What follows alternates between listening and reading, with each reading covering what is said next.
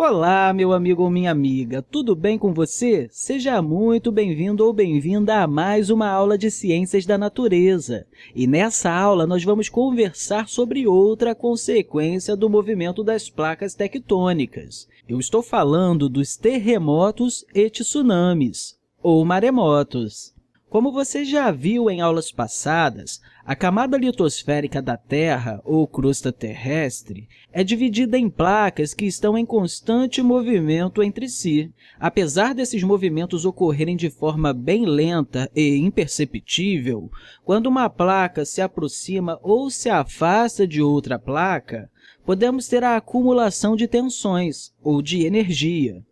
Quando essa tensão chega a um determinado ponto e ultrapassa um dado valor, acaba ocorrendo a ruptura dos materiais rochosos ao longo de um limite entre placas. Esse limite, inclusive, também é chamado de falha.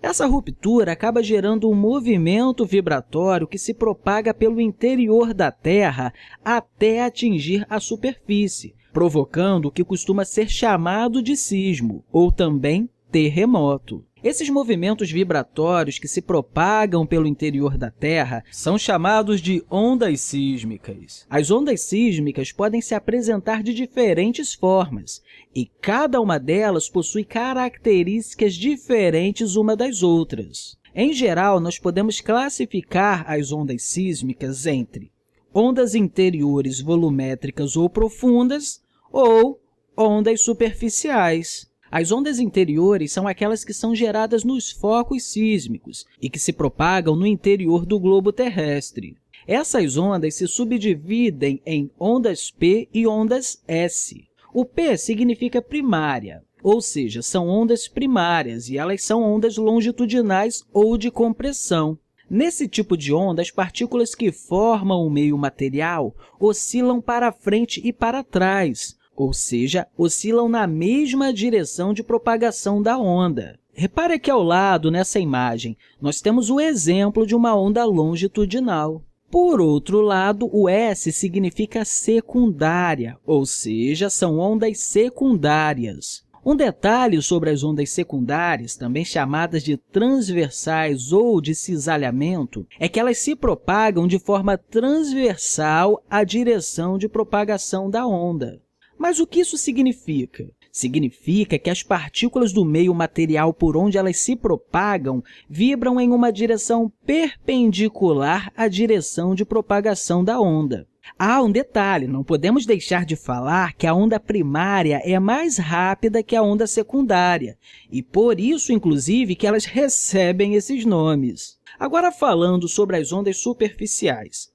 Elas são ondas que são geradas com a chegada de uma onda interior à superfície da Terra. Elas costumam se propagar com velocidades menores que as ondas P e as ondas S. As ondas superficiais também podem se classificar em dois tipos diferentes.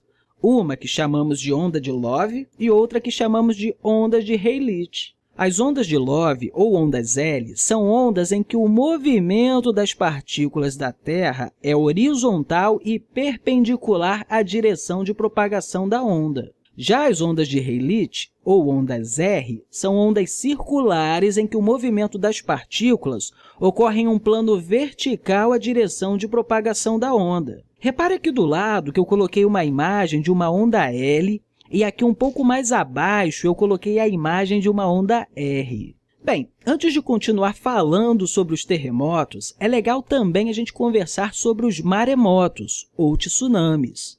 A palavra tsunami é originária do Japão e significa onda de porto. Isso faz todo sentido, já que é uma grande onda que atinge uma costa litorânea. Os maremotos são provocados principalmente devido a um abalo sísmico que ocorre no fundo do mar ou próximo ao oceano, gerando com isso um distúrbio na água. Com a grande concentração de energia que é liberada em uma certa região do mar, é provocada uma onda que se propaga pelas águas oceânicas sem grande amplitude. Ou seja, apesar de ter muita energia, a onda, quando está se propagando pelo oceano, não vai ter uma altura muito grande. Mas, ao se aproximar de uma região costeira, a energia é acumulada em regiões menores e, com isso, as ondas ganham amplitude, ou seja, a altura delas aumenta, chegando a ficar com mais de 30 metros de altura, e, com isso, invadindo toda a região litorânea. Prever tsunamis, assim como terremotos, é algo difícil de ser feito, mas pelo menos podemos utilizar dispositivos para medir a intensidade de um abalo sísmico e, com isso, prever o tamanho de um tsunami. Mas antes de continuar falando sobre o tsunami, vamos voltar a falar sobre o abalo sísmico e sobre as formas de determinar a intensidade e a magnitude de um sismo. Por falar nisso, a intensidade indica o grau de destruição de um sismo, e isso com base nos estragos que são observados na superfície da Terra. A intensidade sísmica é determinada através de uma escala conhecida como escala de Mercalli. E essa escala apresenta 12 graus, em que o 12º grau é o maior valor nessa escala. Ou seja, um abalo com uma intensidade de 12 graus provoca uma grande destruição. Já a magnitude de um sismo é um valor calculado tendo como base a quantidade de energia liberada no local da ruptura, um local que costuma ser chamado de foco ou hipocentro do sismo. Essa energia é determinada através de um aparelho conhecido como sismógrafo. Há um detalhe também que eu não posso deixar de falar com você. A magnitude de um sismo é medida em uma escala conhecida como escala de Richter. A escala de Richter possui um valor entre 1 e 10, em que o 9 corresponde ao maior valor registrado até hoje. Há um detalhe, pelo fato de ser uma escala logarítmica, cada valor a mais na escala de Richter corresponde a um valor 10 vezes superior ao valor anterior. Ou seja, se um terremoto apresenta um valor igual a 2 graus na escala de Richter, significa que esse sismo tem uma magnitude 10 vezes maior que a magnitude de um terremoto que apresente um valor igual a 1 grau. Baseando-se nesses valores medidos, caso o epicentro do terremoto seja no oceano, é possível ter uma previsão do tamanho do tsunami que será gerado por esse abalo sísmico. Nós podemos olhar aqui do lado alguns registros de um sismógrafo, por exemplo. O terremoto de Chiapas, que ocorreu em 7 de setembro de 2017, foi um terremoto de magnitude 8,1. O tremor foi considerado o mais forte terremoto registrado na história do México. E foi um tremor tão intenso que foi sentido na América Central e nos Estados Unidos. Por falar nisso, é legal a gente observar algumas regiões em que tem maior frequência de ocorrer terremotos e, consequentemente, maremotos. Essas regiões se localizam principalmente nas regiões de falhas, ou seja, nas regiões onde encontramos limites entre as placas tectônicas. Por exemplo, no Japão, na Indonésia, nas Filipinas, em Papua Nova Guiné, na Turquia, nos Estados Unidos, no Haiti e no Chile. Repare que todos esses locais se encontram nos limites entre as placas. Mas já sabendo que nessas localidades há um grande índice de ocorrer tremores de terra com uma certa frequência, o que costuma ser feito para prevenir desastres, já que evitar um terremoto ainda é algo impossível. Uma das coisas que são feitas é o reforço antissísmico das casas, ou seja, as casas são reforçadas para conseguirem suportar o tremor de terra. Outra coisa que é feita é o armazenamento de água e alimentos, para pelo menos 3 dias, já que na ocorrência de um desastre, o fornecimento de água, alimentos e até mesmo de energia pode ser interrompido. Os moradores dessas localidades costumam passar por treinamentos preventivos, além de reuniões preventivas com a própria família. Isso, claro, eu estou falando em relação aos moradores dessas localidades. Mas existem diversas outras tecnologias que visam minimizar os impactos causados por um terremoto, principalmente no que se refere às construções civis. Agora, uma pergunta que podemos fazer.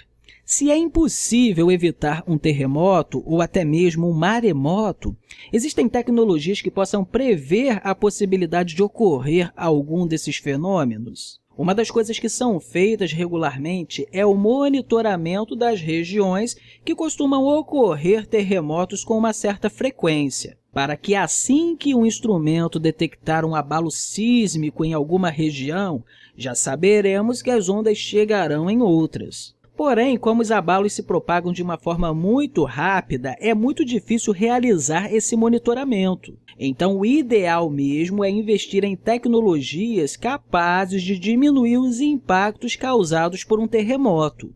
Porém, com os tsunamis isso fica mais fácil, já que normalmente depois de um terremoto próximo às regiões costeiras, ou até mesmo um abalo provocado no oceano, costuma gerar uma onda, ou seja, costuma gerar um maremoto.